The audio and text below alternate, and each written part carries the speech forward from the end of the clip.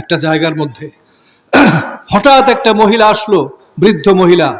ফাবাসাতা লাহা রিদাহু, নিজের গায়ের চাদর খুলে মাটিতে বিছাই দিলেন, বসলো। সবাই বলা বলি করতেছে, কেই নারী? সবাই বলল, ইনি হুজুরের দুধ মা সাদিয়া, হালিমা সাদিয়া। দেখেন, নিজের আপন মা ছিল না, দুধ মা ছিল, তাকে কিভাবে সম্মানিত করেছেন, নিজের চাদর খুলে দিয়ে জমিনে বিছাই দিয়েছে। ঠিক আছে ভাই? সুতরাং নারীদের আমরা সম্মানিত করব, সম্মান করব। অনেকে আছে খুব বাইরে খুব ভালো মানুষ, বাইরে খুব ভালো, কিন্তু ঘরের স্ত্রী তাকে ভালো জানে না। আল্লাহর নবী বলেছেন, খিয়ারুকুম খিয়ারুকুম লিনিসাইহিম, তোমাদের মধ্যে সেই লোক সবচেয়ে ভালো যে তার বিবিদের কাছে ভালো। ঠিক কিনা বলেন? আপনি আপনার স্ত্রীর কাছে ভালো না, আপনি আল্লাহর কাছেও ভালো না। কারণ আপনাকে সবচেয়ে বেশি কে দেখে? স্ত্রী দেখে, ঠিক কিনা? তার সার্টিফিকেট হলো সবার আগে। সুতরাং স্ত্রীর কাছে ভালো হওয়া চাই, স্ত্রীর কাছে ভালো হতে হবে আমাদেরকে। ভাইরা আমার, আপনারা একটা মেয়ে মনে করেন, বিয়ে দিলেন, বিয়ে দেওয়ার পরে সে আপনার কাছে আবার ফিরে আসলো, হয়তো তালাক প্রাপ্ত হয়ে গেছে অথবা স্বামীর মারা গেছে। আল্লাহর রাসূল বলেছেন, হাল আদুল্লুকুম আলা আফজালি সাদাকা, আমি কি তোমাদেরকে খবরটা দেব যে সবচেয়ে বড় দান কোনটা? সবচেয়ে বড় দান, যত দান আমরা করি, হাসরের মাঠে কিন্তু এই দানটা ঈমানের দলিল হবে। আস-সাদাকাতু বুরহানুন ইয়াউমাল কিয়ামা, এই দানটা হবে ঈমানের একটা প্রমাণ, মনে রাখবেন। তো যেই দান ঈমানের প্রমাণ হবে, সেই দানটা সবচেয়ে বড় দান কোনটা, সবচেয়ে বড় জানতে আপনাদের ইচ্ছে করে না? করে তো? আল্লাহ রাসূল বলেন, তোমার সেই মেয়েটা মারদুদাতান ইলাইকা, যেই মেয়েটাকে তোমার কাছে আবার ফেরত পাঠানো হয়েছে। আমি তো এখন কানতে পারি না, আমি তো অ্যাক্টিং জানি না, কিন্তু আমি যখন হাদিসগুলো পড়ি আমার চোখ দিয়ে পানি। আজকে আমার দুপুরে এত কান্না হয়েছে, আমার চোখ এবং নাকগুলো সব বন্ধ হয়ে গেছে। কি কথা বলেছেন দেখেন, হাল আদুল্লুকুম আলা আফজালি সাদাকা, আমি কি তোমাদের জানাবো না যে সবচেয়ে বড় দান কোনটা? তোমার সেই কন্যা সন্তানটা মারদুদাতান ইলাইক, যাকে তোমার কাছে ফিরায় দেওয়া হয়েছে। লাইসা লাহা কাসিবুন গায়রুকা, তুমি ছাড়া উপার্জনকারী তার আর কেউ নাই। ওরে তুমি যদি একটু রাখো, এটা তোমার কোনো দান আর দরকার নাই, তোমার কোনো দান সদকা করার তোমার কোনো দরকার নাই। এই মেয়েটাকে তুমি একটু দেখো, তাহলে এটা হবে তোমার জন্য সবচেয়ে বড় দান। সুবহানাল্লাহ। ভাইরা আমার, এভাবে নারীদেরকে ইসলাম সম্মানিত করেছে। নারীদের আরেকটা বিষয় আছে ভাই, সেটা হচ্ছে নারীর অর্থনৈতিক ব্যাপারটা, ইকোনমিক বিষয়টা। এটা কিন্তু খুব গুরুত্বপূর্ণ একটা বিষয়। দেখেন, আমাদের এই দিন, আমাদের আল্লাহ, আমাদের এই কোরআন নারীর সব দায়িত্ব, নারীকে সমস্ত অর্থনৈতিক দায়িত্ব থেকে মুক্তি দিয়ে দিছে। যখন কন্যা থাকে তখন বাবার উপরে ওয়াজিব তার লালন পালন করা, যখন তার বিয়ে হয়ে যায় তখন স্বামীর উপরে বাধ্যতামূলক, ঠিক কিনা বলেন? স্বামী বিদায় হজের ভাষণে আল্লাহর নবী জনাবে মুহাম্মদুর রাসূলুল্লাহ সাল্লাল্লাহু আলাইহি সাল্লাম দীপ্ত কণ্ঠে বলেছেন, বেশি কথা বলেন নাই। আল্লাহর নবী তো বেশি কথা জানতেন না, আমাদের মধ্যে এরকম লম্বা বয়ান করতেন না, অল্প কথা। সেই অল্প কথার মধ্যে এটা শামিল ছিল যে ওয়াত্তাকুল্লাহ ফিন নিসাই, দেখো তোমরা মেয়ে, তোমাদের স্ত্রীদের ব্যাপারে কিন্তু আল্লাহকে ভয় করো।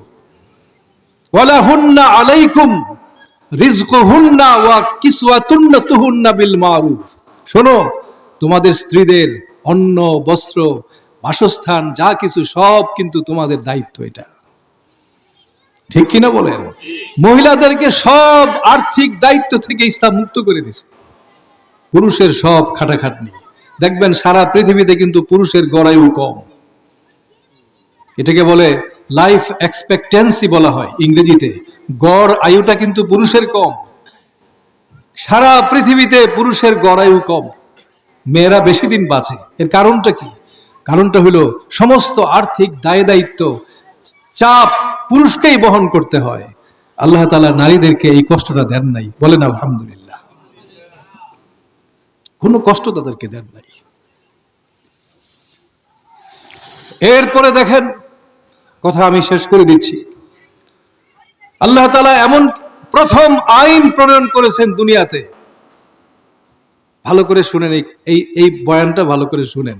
একটা মেয়ের উপর মনে করেন আপনি অপবাদ দিলেন, অপবাদ আরোপ করা হলো, করেন এরকম? করে কিনা? একটা পবিত্র সতী সাধ্বী নারীর উপরে অনেক সময় দেখা যায় খারাপ লোকজন অপবাদ আরোপ করে। আল্লাহ তাআলা প্রথম এই পৃথিবীর ইতিহাসে প্রথম আইন প্রণয়ন করেছেন আল্লাহ তাআলা এই নারীর পক্ষে। ওয়াল্লাযীনা ইয়ারমুনাল মুহসানাত সুম্মা লাম ইয়াতু বিআরবা'তি শুহাদা ফাজলিদুহুম সামানিনা জালদা। কি বলে দেখেন, যারা সতী নারীর উপরে এরকম অপবাদ আরোপ করে, তার চরিত্রের উপরে অপবাদ আরোপ করে, আর 4 জন সাক্ষী উপস্থিত করতে পারে না, তাকে 80টা বেত্রাঘাত করো, 80 বেত্রাঘাত করো। ওয়ালা তাকবালু লাহুম শাহাদাতান আবাদা, এবং ইসলামী কোর্টে, ইসলামী আদালতে তার ওই লোকের সাক্ষ্য আর কোনোদিন গ্রহণ করা হবে না। সুবহানাল্লাহ বলেন। নারীদের পক্ষে ইসলাম দেখেন প্রথম এই পৃথিবীতে। আজকে এই ঘোষণাটা জেনে নেন, নারীদের চরিত্রের সতীত্বের ব্যাপারে ইসলাম প্রথম আইন প্রণয়ন করেছে। কিন্তু এই আইনটা কি মুসলমানরা মানছে নাকি? মানে নাই। হায় মুসলমান, মানে নাই। মুসলমানরা মসজিদ বানায়, ভালো, অনেক নেকি হবে। মাদ্রাসা স্থাপন করে, আলহামদুলিল্লাহ, অনেক নেকি হবে। কিন্তু আল্লাহর আইনটাকেও তো মানা দরকার, ঠিক কিনা? জোরে বলেন, ঠিক কিনা? ফাজলিদুহুম সামানিনা জালদা ওয়ালা তাকবালু লাহুম শাহাদাতান আবাদা। 180টা বেত্রাঘাত তাকে করতে হবে, আর তার সাক্ষ্য কোনোদিন গ্রহণ করব না কোর্টের মধ্যে। নারীদের পক্ষে এরকম ইসলাম আইন প্রণয়ন করেছে নারীর সতীত্বের জন্য, যাতে নারীর উপর অপবাদ করার দুঃসাহস কেউ না করতে পারে। আলহামদুলিল্লাহ বলেন। ভাইরা আমার, এই যে এখন বৈষম্য বিরোধী আন্দোলন চলছে, আলহামদুলিল্লাহ বাংলাদেশের যুবক বীর ছাত্ররা বৈষম্যের বিরুদ্ধে তারা আন্দোলন করেছে। আমি আপনাদের একটা হাদিস শোনাই। ওই সময় পৃথিবীতে নারীর কোনো দাম ছিল না, নারীর জীবনের কোনো দাম ছিল না, নারীকে যত্রতত্র হত্যা করা হইতো, তার প্রাণের কোনো মূল্য ছিল না। যখন আল্লাহর রাসূল আসলেন পৃথিবীতে, যখন তিনি আসলেন, আরবে যখন একটা বিশাল এলাকা ইসলামী শাসনভুক্ত হলো, আল্লাহর নবী কাতাবা ইলা আহলিল ইয়ামান ওয়া কানা ফি কিতাবিহি, ভালো করে শুনবেন, কোনোদিন শুনেন না এই হাদিসটা, আজকে শুনেন। আল্লাহর নবী যে সমস্ত অঞ্চলগুলো ইসলামী শাসন ব্যবস্থার অধীনস্থ হয়েছিল, সেখানে তিনি ফরমান পাঠিয়ে দিলেন। ওয়া কানা ফি কিতাবিহি, সেই ফরমানের মধ্যে ছিল আন্নার রাজুলা ইউকতালু বিল মারআ, কোন পুরুষ যদি কোনো নারীকে হত্যা করে তাকে হত্যা করা হবে। আলহামদুলিল্লাহ। বৈষম্য থাকলো না, থাকলো না, কথা বলেন না কেন? বৈষম্য থাকলো না, ছিল না নারীর সে অধিকার, নারীকে হত্যা করা হইতো, তার কোনো মূল্য ছিল না। আল্লাহর নবী এই বৈষম্যের মূলোৎপাটন করে দিলেন, বললেন যে পুরুষ যদি নারীকে হত্যা করে ফেলে সে ছাড় পাবে না, তাকে হত্যা করা হবে। আবার বলেন সুবহানাল্লাহ, যে বৈষম্য, নারী পুরুষের বৈষম্য ইসলাম মূলোৎপাটন করে দিয়েছে।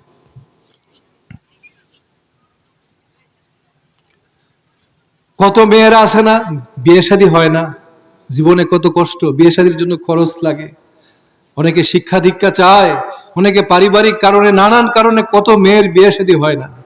আল্লাহর নবী আইন করে দিয়েছেন, সুলতানু ওয়ালিয়ুন মাল্লা ওয়ালিয়ালাহু, যে মেয়েগুলোর বিয়ে শাদী দেওয়ার কেউ নাই, রাষ্ট্রকে তা ওই মেয়েটাকে বিয়ের ব্যবস্থা করতে হবে। সুবহানাল্লাহ বললেন না? আজকে রাষ্ট্রের মধ্যে সংস্কার চলতেছে, ভালো করে শুনবেন এই কথাটা। রিফর্ম চলছে রাষ্ট্রের মধ্যে, সংস্কার হচ্ছে। আল্লাহর নবী সেখানে দেখবেন কত সুন্দর সুন্দর কথা বলবে, মানবাধিকারের কথা আসবে, মানুষের মুক্তির কথা বলবে, অনেক সুন্দর সুন্দর কথা বলবে। কিন্তু আল্লাহর নবী যে আইনটা করে দিয়ে গেলেন, সুলতানু ওয়ালিয়ুন মাল্লা ওয়ালিয়ালাহু, যে নারীর কোনো অভিভাবক নাই, রাষ্ট্রকে তার অভিভাবক হয়ে তার বিয়ের ব্যবস্থা করতে হবে। এই কথাটা তো তুমি সংবিধানের মধ্যে লিখতে পারো না? কি কথা বলেন না কেন? দেশে নাকি সংবিধান সংস্কার হবে, সংবিধানের পুনর্লেখন হবে, নতুন সংবিধান আসবে, ভালো কথা। সেই সংবিধানে এই কথাটা লিখতে পারো না? কি বলেন, কথা বলেন না কেন? যেই সমস্ত শাসকরা আসবে সামনে, দেশের প্রত্যেকটা মহল্লায়, গ্রামে গঞ্জে যে মেয়েটার বিয়ে হয় না, সেই মেয়েটার বিয়ের সব দায়িত্ব সরকারকে বহন করতে হবে। আল্লাহর নবীর এই আইনটা কেন ঘোষণা করা হয় না? কি ভাই, ঠিক কিনা কথা? ওয়ামা আরসালনাকা ইল্লা রাহমাতাল লিল আলামিন, আমি তো আপনাকে পাঠাইছি বিশ্ববাসীর জন্য দয়া হিসাবে, রহমত হিসাবে। আজকে মুসলমানরা আমরা আল্লাহর রাসূলকে নবী মানি, কিন্তু তার আদর্শ গ্রহণ করতে রাজি না, ঠিক কিনা? দেখেন আল্লাহর নবী নারীদের ব্যাপারে কত সিরিয়াস ছিলেন। আমি একটা ঘটনা আপনাদের বলি। আমার কয় মিনিট সময় বাকি আছে? না, সময় আছে না, অনেক বক্তারা আছে। আর ঠিক আছে, আমি ঘটনাটা বলেই শেষ করি। ভাইরা আমার, কুফাতে একজন সাহাবী ছিলেন, ওনার নাম ছিল যাহাক ইবনে সুফিয়ান। সেই কুফার ওনার একটা গোত্র ছিল, সেই গোত্রে এই সাহাবী রাসূলুল্লাহ সাল্লাল্লাহু আলাইহি সাল্লামের পক্ষ থেকে ওনার কর্মকর্তা ছিলেন, ওনার কর্মচারী ছিলেন, দেখাশোনা করতেন। তো সেই কুফাতে আসিয়াম নামে এক লোক ভুল ক্রমে মারা গেল, নিহত হয়েছে। একটা লোক মারা গেছে। তো মারা যাওয়ার পরে তার স্ত্রী কি হয়ে গেছে? বিধবা হয়ে গেছে। মদিনা থেকে কুফাতে আল্লাহর রাসূল চিঠি পাঠিয়ে দিলেন। তখন কিন্তু হাদিস সেভাবে লেখা হইতো না, যেহেতু কোরআন শরীফের সাথে হাদিসের মিশ্রণ হয়ে যাওয়ার আশঙ্কা ছিল। তারপর আল্লাহর রাসূল লিখলেন, চিঠি লেখানোর ব্যবস্থা করলেন। সেই চিঠিতে কি বললেন জানেন? সাহাবীকে নির্দেশ দিলেন যে কাতাবা ইলাইহি আন ওয়ারিস ইমরাতা আসিয়াম মিন দিয়াতি জাওজিহা। কথাটা বলেই শেষ করি। হে আসিয়াম, হে যাহাক, তুমি আসিয়ামের স্ত্রী যে বিধবা হয়ে গেছে, সে যেন তার স্বামীর রক্তমূল্যের যে অংশটা, আপনারা জানেন যে একজন মানুষ অন্যায়ভাবে নিহত হইলে, ভুলক্রমে নিহত হইলে তাকে দিয়ত পরিশোধ করতে হয়। রক্তমূল্য এটাকে বলা হয়, দিয়ত বলা হয়। তার স্ত্রী যেন ওই দিয়তের অংশটা পায়, তুমি সেই ব্যবস্থাটা ঠিক মতো করো, স্ত্রী যেন বঞ্চিত না হয়। বলেন সুবহানাল্লাহ। দেখছেন ইসলাম নারীদের জন্য কি করছে, দেখেন। এই জন্য ভাইয়েরা, আমরা আজকে জানলাম, শিখলাম এই জিনিসটা, যে আল্লাহর দ্বীন, আল্লাহর ইসলাম মানুষের জন্য কত রহমত। ওয়া আতমামতু আলাইকুম নি'মাতি ওয়া রাদিতু লাকুমুল ইসলাম দীনা। ইসলাম নামক একটা জিনিস আল্লাহ পাক দিবেন, সবচেয়ে বড় নিয়ামত আমাদেরকে দান করেছেন, ঠিক কিনা? আসুন সবাই আমরা এই দ্বীনকে, এই ইসলামকে আমরা আঁকড়ে ধরি, তাহলে দুনিয়ার বুক থেকে সব বৈষম্য, সব অবিচার, সব অত্যাচার দূর হয়ে যাবে ইনশাআল্লাহ।